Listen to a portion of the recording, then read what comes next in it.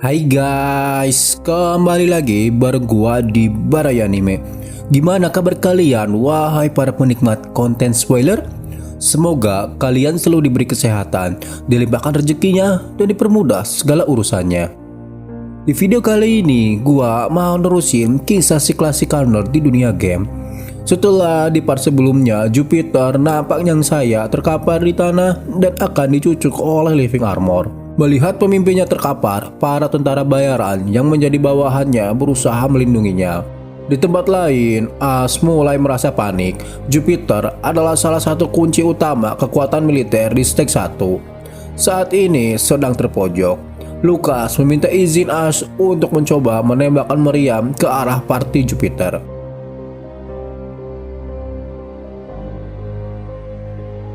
Namun As menolaknya karena jika kill zone menghilang, maka jumlah monster yang menyebar akan semakin banyak. Situasi semakin chaos. Kedatangan bos monster telah membuat para prajurit kena mental. Hal itu membuat tembakan dari meriam dan balista turun drastis. As tetap memprioritaskan bombardir kill zone diperkuat bagaimanapun caranya. Untuk Jupiter, As meminta maaf dan ia berharap Jupiter akan bisa bertahan sampai bantuan datang. Sin kembali ke tempat Jupiter dan tim partinya. Jupiter mulai tersadar dari pingsannya. Kepalanya yang terbentur tanah mulai mengeluarkan darah, membuat kondisinya semakin memburuk. Saat kesadarannya benar-benar pulih, Jupiter cukup dikagetkan dengan situasi yang terjadi saat ini. Begitu sangat kacau. Salah satu anak buahnya memberitahu jika bala bantuan akan segera datang. Mereka hanya harus bertahan sebentar lagi. Kemudian dari belakang salah satu Living Armor mencoba menyerang mereka. Namun serangannya bisa dihindari dan si prajurit melancarkan serangan balik menggunakan bola besi. Alangkah terkejutnya ia, si monster tidak terluka sedikit pun karena serangan fisik tidak berguna ketika melawan Living Armor. Si prajurit harus gugur setelah dicucuk dari belakang. Padahal sebelumnya ia yakin monster di sekitarnya telah tewas. Ternyata Korsol hanya menggerakkan tangan baju jirahnya saja. Melihat anak buahnya tewas, Jupiter sangat amat marah.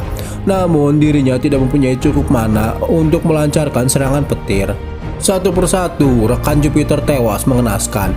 Mereka tewas sebelum merasakan duit bayarannya. Merasa situasi semakin kacau, salah satu bawahan Jupiter mencoba kabur dari arena pertempuran. Akan tetapi, apa yang dilakukannya sia-sia.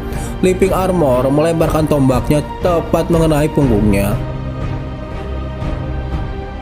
Kecil tentara bayaran runtuh begitu saja. Jupiter mencium bau karat jirah yang telah lama terendam air. Dalam amarahnya, Jupiter berkata, "Sebaiknya kalian berdiam diri saja di danau. Apa kalian merasa terganggu melihat nenek ini mendapatkan gajinya yang sangat besar dengan damai?" Sambaran petir memusnahkan Korsol yang ada di hadapan Jupiter. Namun karena cedera dan kelelahan, serangannya kali ini sudah sangat berkurang. Dari keempat bawahannya, 3 orang telah tewas. Tersisa satu bocil ABG yang masih hidup. Di sini Jupiter meminta si ABG itu untuk pergi menyelamatkan diri. Biarlah ia yang akan menahan para monster ini. Setidaknya ada dari mereka yang selamat. Akan tetapi, si bocah ABG tidak ingin meninggalkan Jupiter. Ia lebih baik bertahan bersama dan menunggu bala bantuan datang. Peraturan tentara bayaran nomor 2 adalah tetaplah berada di sisi penyihir kawanmu.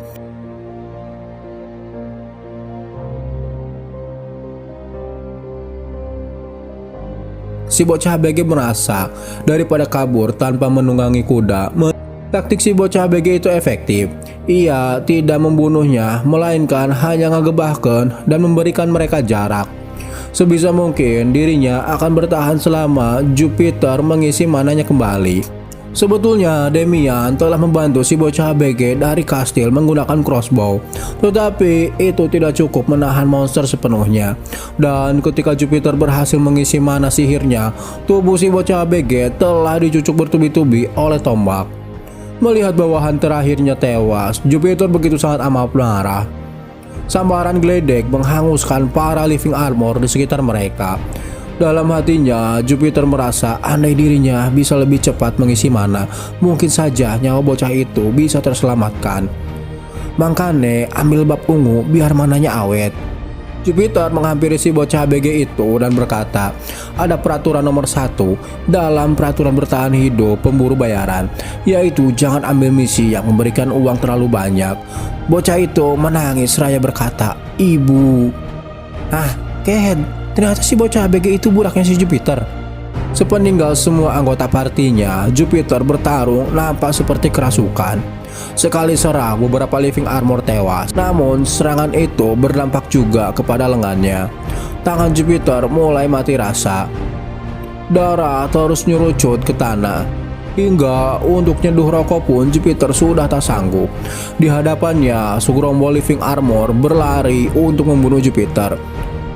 Dirinya mengira semua akan berjalan dengan lancar, apalagi kali ini bayarannya begitu menggiurkan.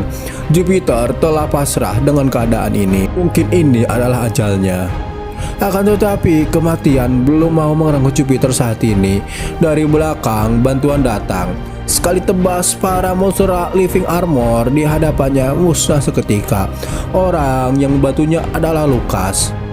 Beberapa saat yang lalu, di atas tembok kastil, As memerintahkan Lucas untuk fokus saja pada Killzone. Karena jika lumpuh, maka monster-monster akan menyebar. Melihat para prajuritnya yang sedang hulang-hulang, As ngagaplok punggungnya dari belakang untuk menyadarkan si prajurit.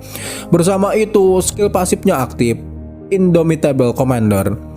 Mendadak sikap si prajurit tadi berubah, bak seperti kerasukan kerating deng sadus. Di sisi lain, As kebingungan. Lah, kau ngapain Cuk? Aku jadi ngeri. As baru tersadar hal itu terjadi karena skill pasifnya yang memberikan imunitas terhadap debuff mental kepada kawan dalam radius 10 meter. Selain menangkal debuff, efek ini juga menenangkan hati si prajurit yang galau dan mental yang melemah. Maka dari itu, As menugaskan Lucas untuk membantu party Jupiter. Sedangkan Killzone, As yang akan mengkomandoi sekaligus memberikan buff kepada semua prajuritnya. Lompatlah ke jurang kematian untuk menyelamatkan temanmu, ucap As kepada Lucas. Dari matanya, Lucas sama sekali tidak memancarkan keraguan sedikit pun atas perintah sang pangeran. Setelah Lucas pergi, As mulai menyadarkan para prajurit di atas kastil. Woi, sahur woi, bangun sahur. Scene kembali ke masa sekarang. Setelah Lucas membasmi monster yang mendekat, ia lalu membawa Jupiter pergi dari tempat itu. Para living armor tidak semudah itu membiarkan mereka lolos.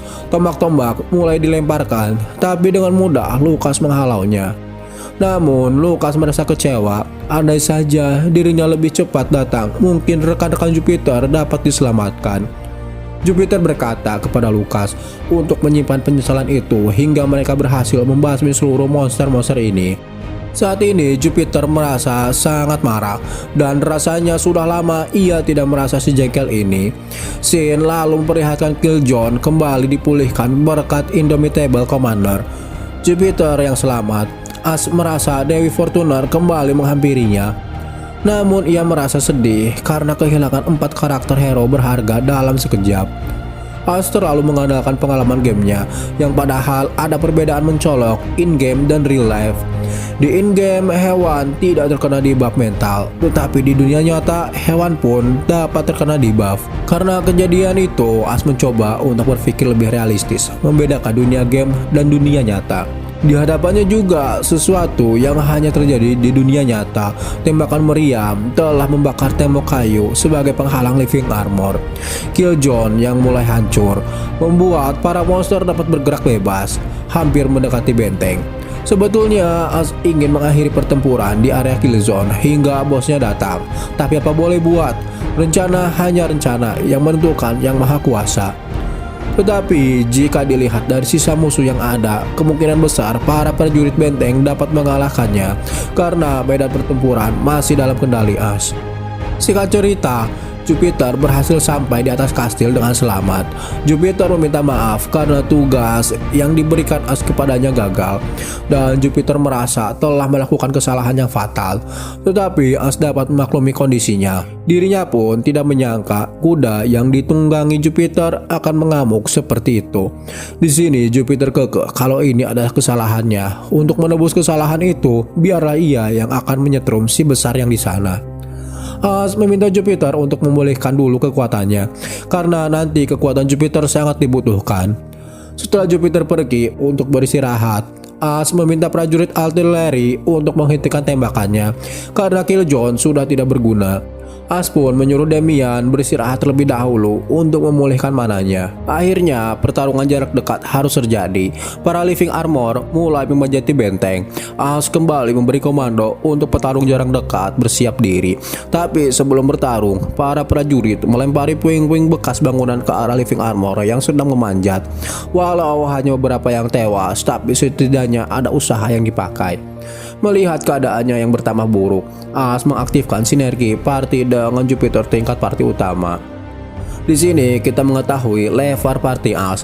Lucas rank SSR level 27, Lily rank R level 17, Damian rank N level 15, dan Jupiter rank SR level 35. Dari sinergi ini menghasilkan 20% serangan sihir meningkat. Hal itu terjadi karena di party ini ada 2 mage. Kemudian moral party ini tidak akan pernah berkurang. As juga merasa kaget, kenaikan damage-nya bisa mencapai 20%. Tapi terkejut pun sudah tidak guna.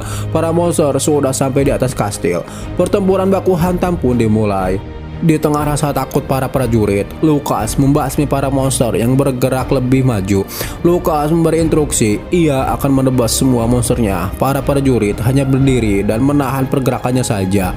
Bukan masalah bisa atau tidaknya, tapi mereka harus bertambah kuat. Mereka tidak mempunyai pilihan lain selain menabrak, bertarung, dan menang. As lalu meminta Lily untuk mengaktifkan artefak kedua yang bernama artefak haste. Efek artefak ini dapat memulihkan stamina dan menambah kekuatan atribut, kecepatan tubuh, dan serangan meningkat 5%. Efek ini hanya berlangsung selama 5 menit. Ditambah trait yang sedang diaktifkan As, attack dan defense.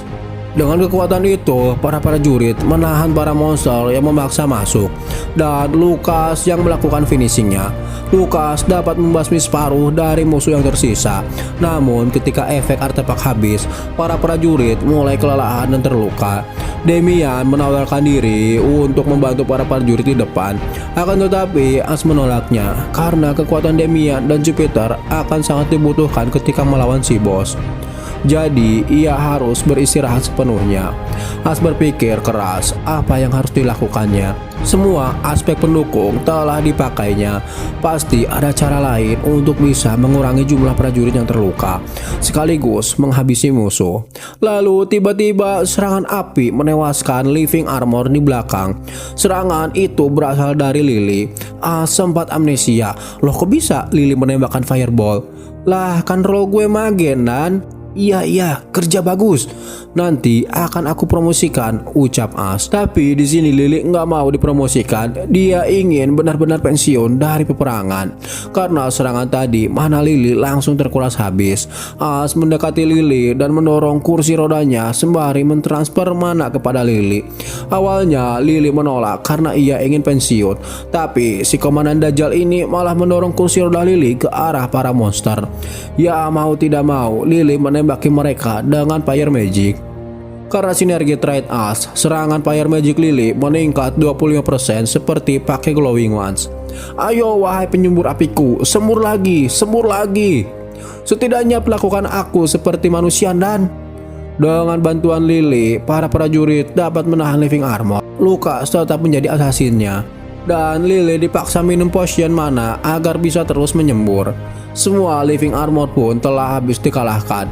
Melihat serangan dari para monster berhenti, membuat prajurit di sana begitu sangat senang. Tetapi beda dengan As, karena masalah sesungguhnya akan datang, yaitu bos Living Armor. Soul terakhir yang terisap oleh si bos membuatnya mulai berevolusi dan berubah menjadi Spectra Knight. Sosok raksasa dengan pedang segede gaban. Melihat sosok sempurna Spectra Knight secara langsung membuat tangan As gemetar. Tapi As merasa ini bukan saatnya untuk merasa takut. Lagian ini hanya bos tag ke-1 dan hanya berlevel 25. Tembakan meriam terus dilancarkan ke arah Spectra Knight. Akan tetapi tembakan meriam tidak berguna. Sedikit demi sedikit Spectra berjalan mendekati benteng, dan ini saatnya Lily menyalakan artefak terakhir, yaitu Magic Multiverse Rank A.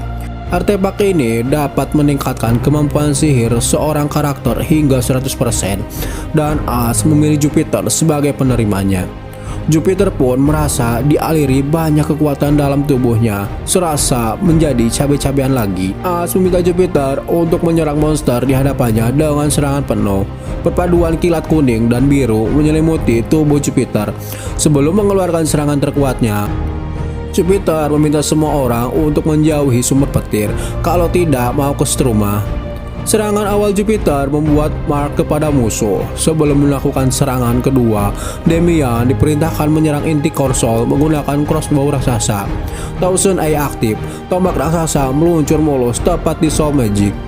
Dirasa si bos akan mati, taunya masih hidup. Ia berniat menguruskan pedangnya ke arah benteng. Jika pedang itu berhasil diayunkan, tamat sudah film ini. Inilah waktu yang tepat Jupiter menggunakan serangan terakhir dan paling terakhir. Serangan kedua yang bernama Blazing Again kekuatan maksimal. Serangan itu begitu sangat dahsyat hingga mengeluarkan cahaya menyilaukan. Ash meminta semuanya menjauhi area tersebut karena bisa saja terkena efek storm. Ash pun terhampas hingga punggungnya membentur ke dinding. Ash kemudian mendekati Korsol Spectra yang telah melemah dan berkata, "Ini adalah wilayah manusia, matilah kau sekarang wahai monster."